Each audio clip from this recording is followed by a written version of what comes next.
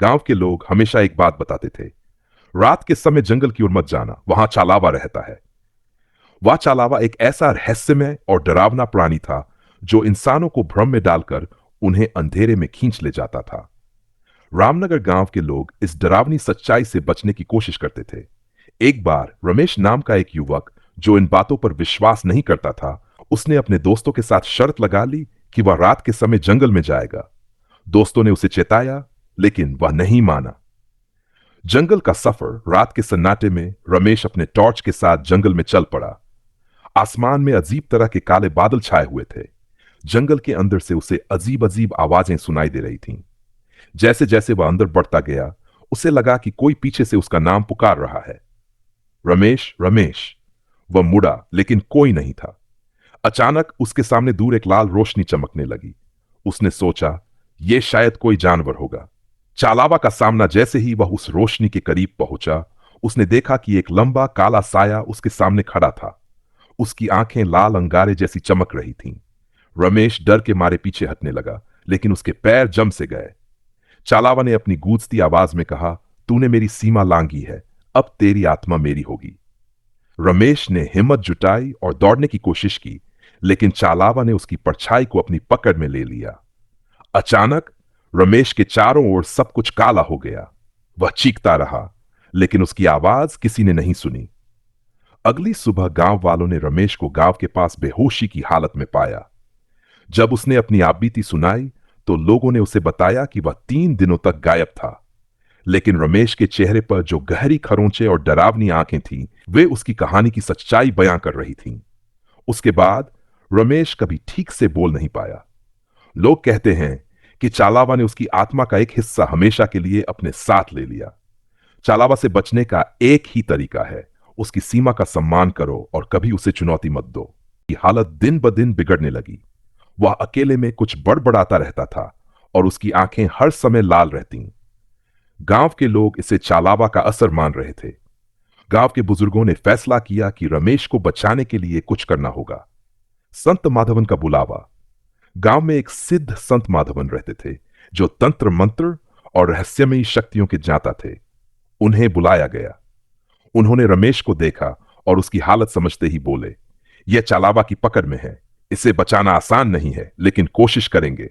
मुझे उस जंगल में जाना होगा जहां यह सब शुरू हुआ।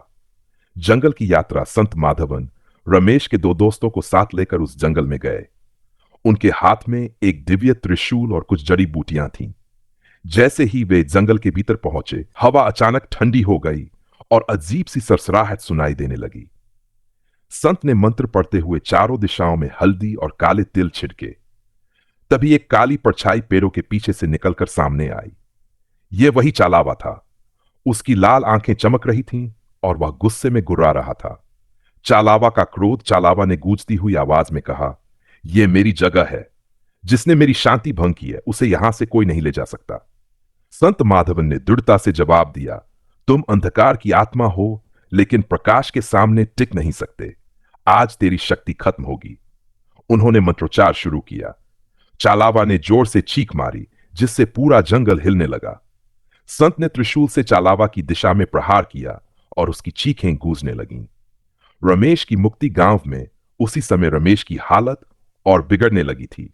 लेकिन जैसे ही संत का अंतिम मंत्र पूरा हुआ, रमेश अचानक शांत हो गया। चालावा की काली परछाई गायब हो चुकी थी। संत माधवन ने कहा, यह आत्मा अब कभी किसी को परेशान नहीं करेगी। लेकिन इस जंगल की सीमा कोई कभी पार न करे। यहां अब भी अज्ञात शक्तियां बसी हुई हैं। नई शुरुआत। रमेश धीरे धीरे ठीक हो गया। उसने उस घटना के बाद कभी किसी की बात को चुनौती नहीं दी। गांव के लोग अब भी जंगल की ओर जाने से डरते हैं और उस जगह को पवित्र मानते हैं।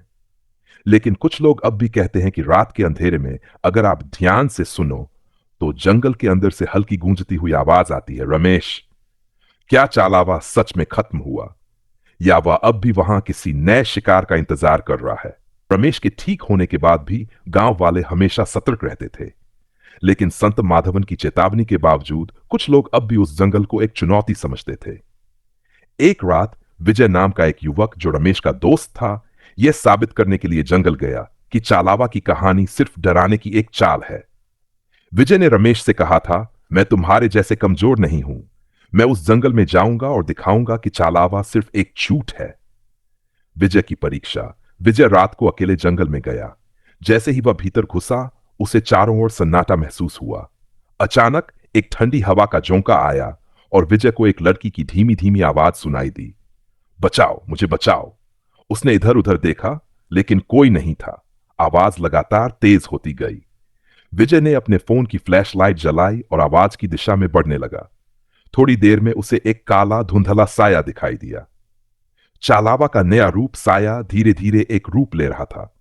यह एक लड़की की आकृति थी, लेकिन उसकी आंखें गहरी काली थीं और उसके चेहरे पर एक भयानक मुस्कान थी। विजय समझ गया कि वह फंस चुका है। लड़की ने धीरे से कहा, तुमने मेरी सीमा पार की है। अब तुम्हारा भाग्य मेरे हाथ में है। विजय ने पीछे मुड़कर भागने की कोशिश की, लेकिन उसके पैर जमीन में जकड़ गए। चालावा ने उसे पकड़ लिया। विजय चीखने लगा, लेकिन उसकी आवाज जंगल के बाहर नहीं जा सकी। गांव में हलचल। अगली सुबह विजय गायब था। गांव वाले उसे ढूंढने जंगल गए, लेकिन उसके सिर्फ जले हुए जूतों के निशान मिले। संत माधवन को फिर बुलाया गया। उन्होंने कहा, चालावा अब और शक्तिशाली हो चुका है। विजय ने उसे फिर से जागृत कर दिया है। इसे रोकने के लिए अब हमें पूरी शक्ति लगानी होगी। अंतिम संघर्ष। संत माधवन ने गांव के सभी लोगों को एकत्र किया और एक विशेष यज्ञ शुरू किया। उन्होंने बताया कि चालावा को पूरी तरह से खत्म करने के लिए जंगल के बीचों बीच स्थित एक प्राचीन वृक्ष को नष्ट करना होगा, जहां उसकी आत्मा कैद है। संत और कुछ लोग उस पेड़ तक पहुंचे। वहां चालावा ने भयंकर रूप ले लिया और उन्हें रोकने की कोशिश की, लेकिन संत ने अपने मंत्रों से चालावा की शक्ति को कमजोर कर दिया और वृक्ष को आग लगा दी। जैसे ही वृक्ष जलने लगा, चालावा ने जोर से एक आखिरी चीख मारी और हवा में विलीन हो गया। जंगल के आसपास का माहौल शांत हो गया। अंत या नई शुरुआत। गांव के लोग राहत की सांस लेकर वापस लौटे। रमेश और अन्य सभी ने संत माधवन का धन्यवाद किया।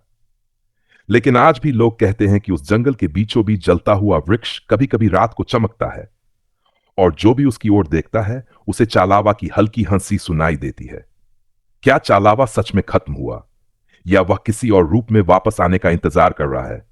यह रहस्य अभी भी बरकरार है।